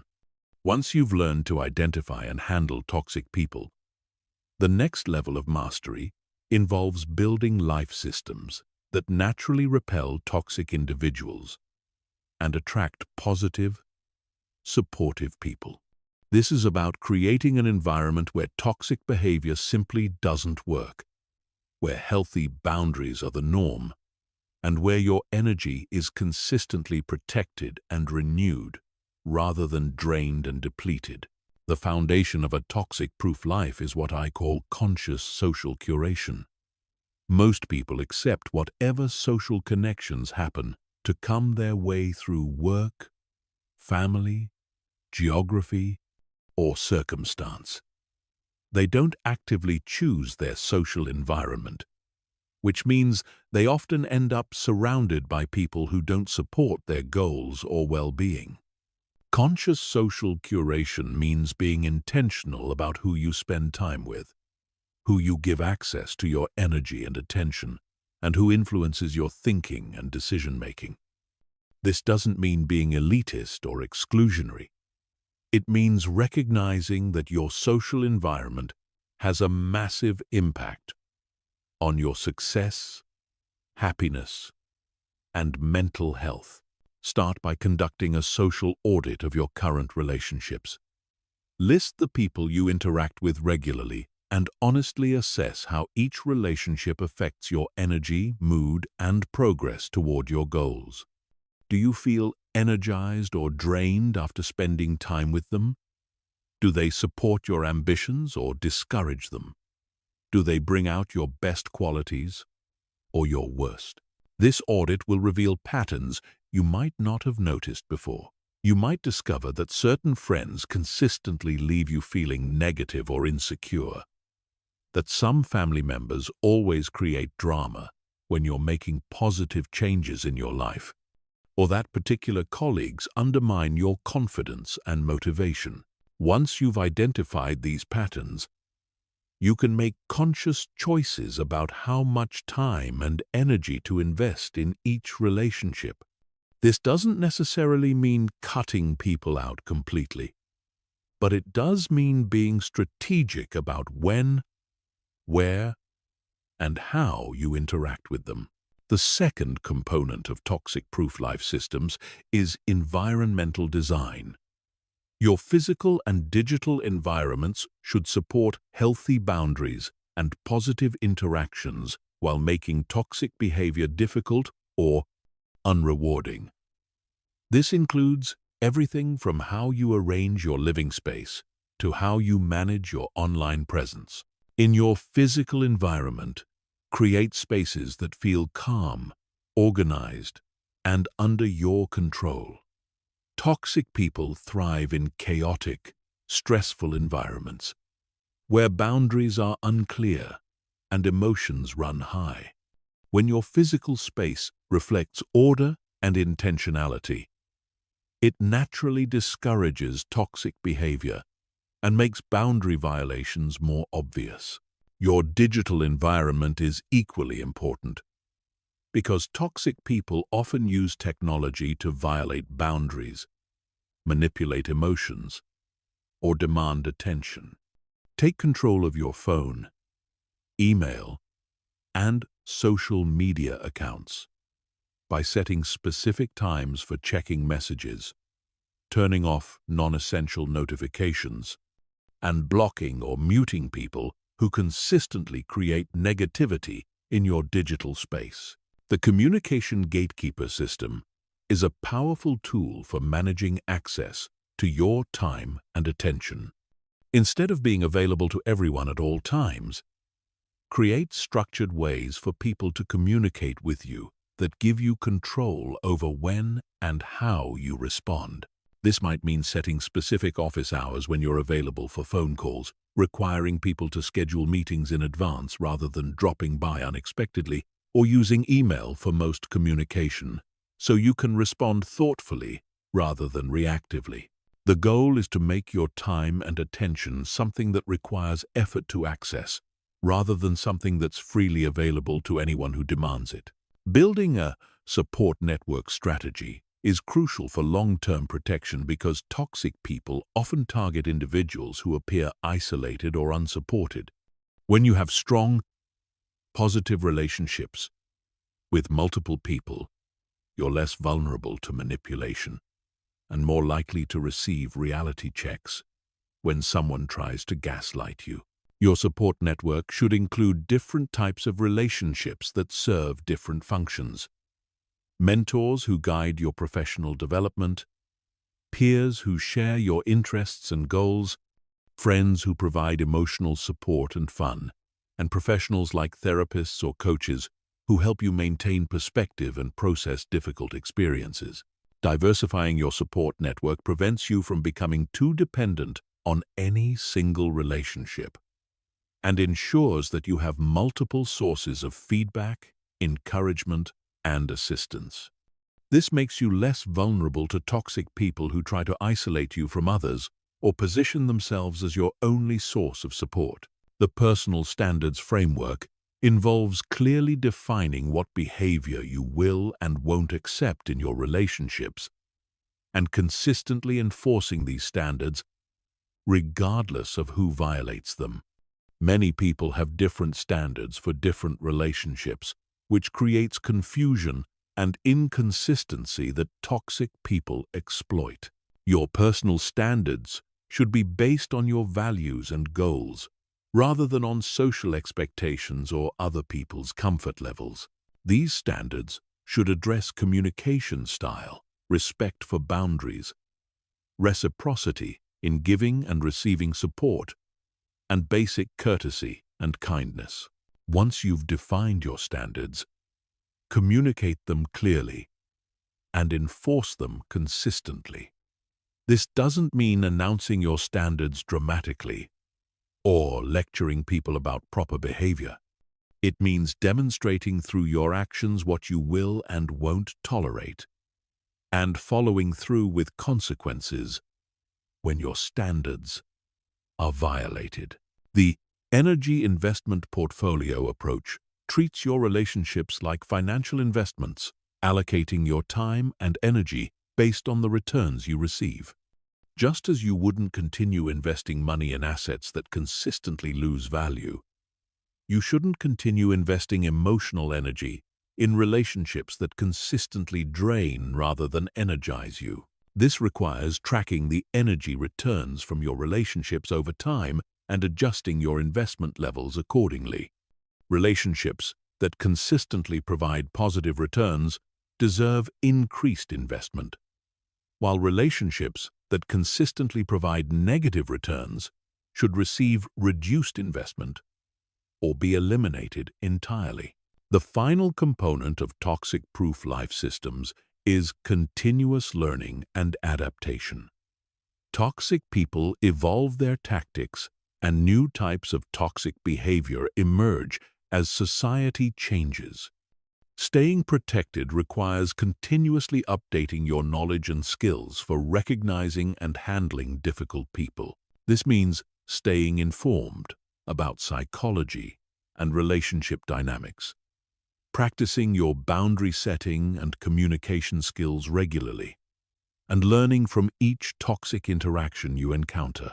Every difficult person you deal with teaches you something about human behavior and provides an opportunity to refine your protective strategies. Building toxic-proof life systems takes time and effort, but the investment pays dividends for the rest of your life. When your environment naturally supports healthy relationships and discourages toxic behavior, you spend less energy managing difficult people and more energy pursuing your goals and enjoying positive connections with others. Chapter 14. Recovery and Rebuilding After Toxic Relationship Damage. If you've been in long-term relationships with toxic people, whether personal or professional, you've likely suffered psychological damage that affects your ability to trust, your self-confidence, and your capacity for healthy relationships. Recovery isn't just about removing toxic people from your life. It's about healing the internal damage they've caused and rebuilding your ability to recognize and maintain healthy connections. The first step in recovery is acknowledging the extent of the damage without minimizing or dramatizing it. Toxic people affect their targets in predictable ways. They erode self-confidence, create anxiety and hypervigilance, distort thinking patterns, and damage the ability to trust your own perceptions and judgments. These effects are real and significant, but they're also reversible with conscious effort and appropriate support. Many people who've been in toxic relationships suffer from what psychologists call complex trauma or emotional abuse syndrome. This isn't as severe as post-traumatic stress disorder, but it involves similar symptoms: difficulty concentrating, sleep problems, emotional numbness or overwhelming emotions, social withdrawal, and persistent negative thoughts about yourself and others. Understanding that these symptoms are normal responses to abnormal treatment is crucial for recovery. You're not weak, damaged, or broken because you've been affected by toxic behavior. You're a normal person who responded normally to an abnormal situation. The symptoms you're experiencing are evidence of your humanity, not proof of your inadequacy. The reality recalibration process involves relearning to trust your own perceptions and judgments after they've been systematically undermined by gaslighting and manipulation. Toxic people deliberately confuse their targets about reality, making them question their memory, their interpretations of events, and their emotional responses to mistreatment. Recovery requires systematically rebuilding confidence in your ability to perceive reality accurately. Start by keeping a journal where you record your thoughts, feelings, and observations without editing or second-guessing yourself. Notice when you automatically assume you're wrong or when you dismiss your own concerns as overreactions. Practice validating your own experiences instead of seeking external validation for everything you think and feel. When something feels wrong to you, Trust that feeling even if you can't immediately explain why. Your intuition about people and situations is probably much more accurate than you've been led to believe. The Boundary Reconstruction Project involves relearning how to set and maintain healthy boundaries after they've been systematically violated or ignored. People who've been in toxic relationships often lose touch with their own needs, preferences, and limits because they've spent so much energy accommodating others or avoiding conflict. Start small by identifying minor preferences and honoring them consistently. This might mean choosing what to eat for lunch without asking others for their opinion, deciding what to watch on television without defaulting to others' preferences, or saying no to small requests that you don't want to fulfill. Gradually work up to larger boundary-setting challenges as your confidence and skills improve. The goal is to rebuild your natural ability to recognize your own needs and assert them appropriately, even when others disagree or express displeasure with your choices. The Self-Compassion Development Program addresses the internal criticism and negative self-talk that toxic people often instill in their targets.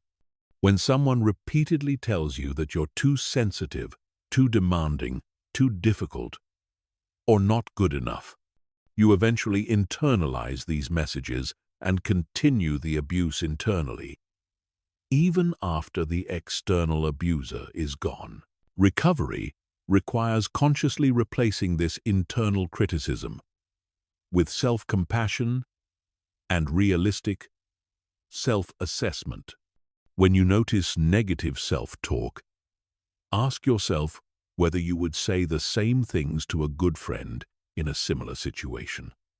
If the answer is no, then you're being unnecessarily harsh with yourself. Practice speaking to yourself with the same kindness and understanding you would offer to someone you care about. This doesn't mean avoiding accountability or making excuses for your mistakes. It means treating yourself with basic human dignity and respect while you learn and grow. The trust rebuilding strategy involves gradually relearning how to assess people's trustworthiness and build healthy relationships after being betrayed or manipulated. Many people swing between two extremes after toxic relationships, either trusting no one or trusting everyone indiscriminately. Neither approach is healthy or effective. Healthy trust is earned gradually through consistent behavior over time. Start by observing people's actions rather than just listening to their words. Notice whether they follow through on commitments, respect boundaries, treat others with kindness, and demonstrate integrity in small situations. Build trust incrementally by sharing small vulnerabilities and observing how people handle the information you give them. Do they respect your privacy, use the information to support you, or exploit it for their own advantage? Let people earn your trust through demonstrated reliability rather than giving it automatically or withholding it permanently. The Relationship Skills Rehabilitation Program addresses the fact that people who've been in toxic relationships often lose confidence in their ability to maintain healthy connections. They may become overly accommodating to avoid conflict, overly suspicious to avoid being hurt again, or overly independent to avoid needing anyone. Healthy relationships require skills that toxic relationships prevent you from developing: clear communication, conflict resolution, emotional regulation, and reciprocal support. These skills can be learned and practiced in low-risk situations with safe people who support your growth. Consider working with a therapist who specializes in relationship trauma, joining support groups with others who've had similar experiences, or practicing relationship skills with trusted friends who understand your recovery process. The goal is to rebuild confidence in your ability to create and maintain positive connections with others. The personal power restoration process involves reclaiming your sense of agency and control over your own life. Toxic people systematically undermine their target's confidence in their own decision-making abilities, making them feel helpless and dependent. Recovery requires rebuilding your sense of personal power and effectiveness. Start by making small decisions independently and following through on them successfully. This might involve choosing new activities to try, setting and achieving small goals, or solving problems that arise in your daily life. Each successful independent action rebuilds confidence in your ability to handle whatever life presents. Finally, remember that recovery is not a linear process. You'll have good days and bad days, setbacks and breakthroughs. Some days you'll feel strong and confident. Other days you'll feel vulnerable and uncertain.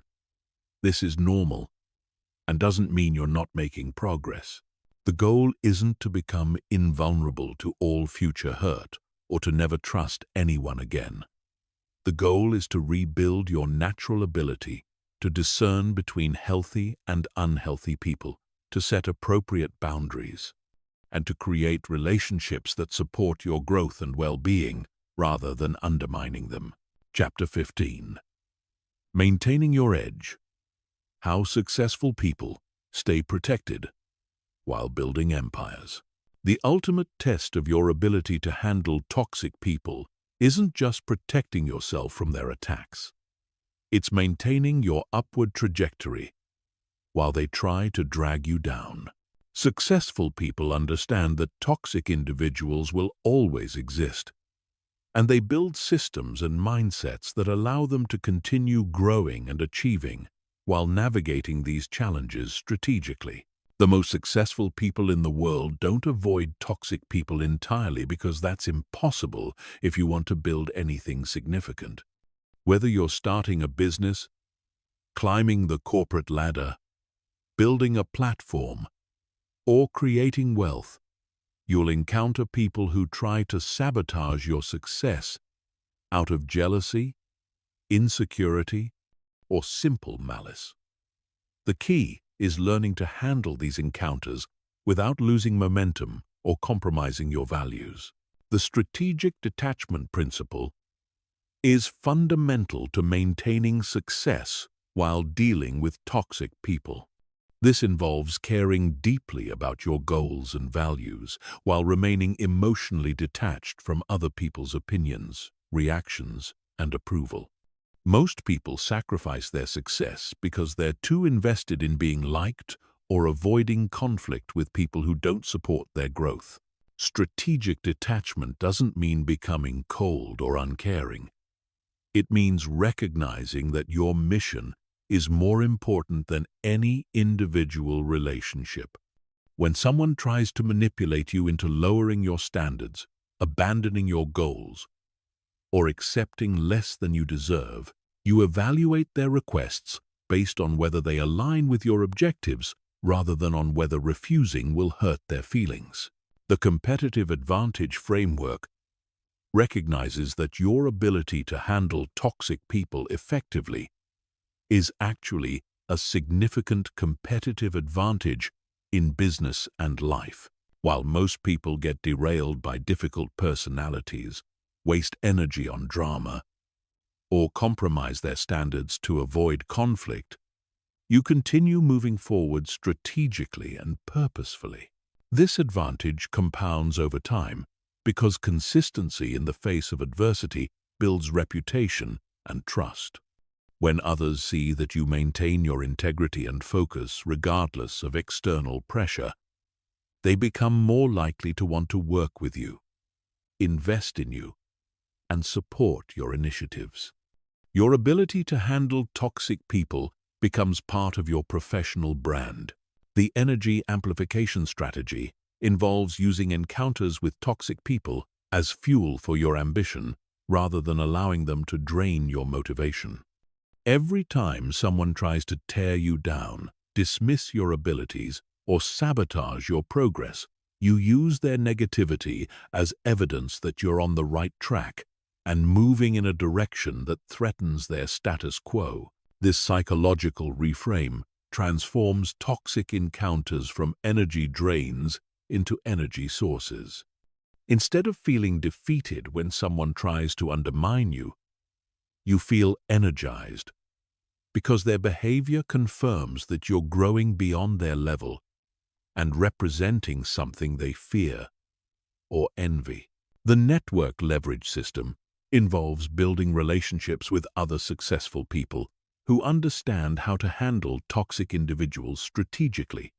When you surround yourself with people who've dealt with similar challenges and maintained their success despite opposition, you gain access to advanced strategies and emotional support that most people never receive. These network relationships also provide protection because toxic people are less likely to attack someone who has powerful allies. When you're connected to other successful, respected individuals, attacking you becomes more costly and risky for potential adversaries. Your network becomes a form of insurance against toxic behavior. The documentation and evidence protocol becomes more sophisticated as your success grows because the stakes of toxic attacks increase. Early in your career, a toxic person might just make your day unpleasant. As you become more successful, they might try to damage your reputation, sabotage your business deals, or interfere with your opportunities. Advanced documentation involves not just keeping records of toxic behavior, but building comprehensive evidence files that include witnesses, corroborating evidence, and third-party verification of your version of events. This isn't paranoia. It's professional protection in an environment where your reputation and opportunities are valuable targets. The influence and authority development strategy recognizes that the more influence you have, the better you can protect yourself and others from toxic behavior. When you have authority, resources, and respect, you can set standards for how people interact within your sphere of influence and impose consequences for toxic behavior. This might involve creating workplace cultures that don't tolerate toxic behavior, choosing business partners who share your values, or using your platform to educate others about healthy relationship dynamics. Your success gives you the power to create environments where toxic behavior is discouraged and positive behavior is rewarded. The legacy protection mindset involves thinking beyond immediate conflicts to consider how your responses to toxic people will affect your long-term reputation and impact. Every interaction is an opportunity to demonstrate the qualities you want to be known for: integrity, strategic thinking, grace under pressure, and commitment to your values. This long-term perspective helps you avoid reactive responses that might feel satisfying in the moment, but damage your reputation over time. It also helps you stay focused on building something meaningful, rather than getting distracted by short-term conflicts with people who ultimately don't matter to your success. The mentorship and teaching integration strategy involves using your experiences with toxic people to help others who are facing similar challenges. As you become more successful, you naturally encounter people who are earlier in their journey and struggling with toxic individuals in their own lives. Sharing your knowledge and experience not only helps others, it reinforces your own learning and creates positive relationships that counterbalance the negative energy from toxic encounters. Teaching others how to handle difficult people also establishes you as a leader and authority in this area.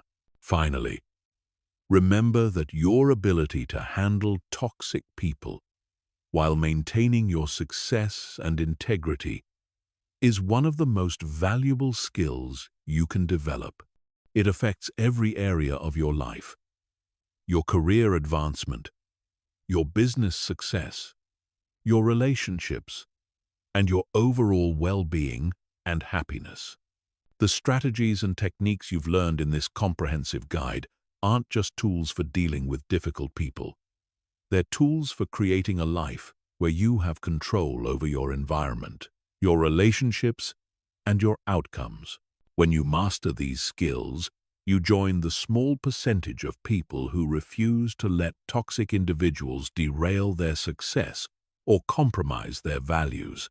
Your success becomes a form of justice, proving that integrity, strategic thinking, and commitment to growth are more powerful than manipulation, toxicity, and destructive behavior.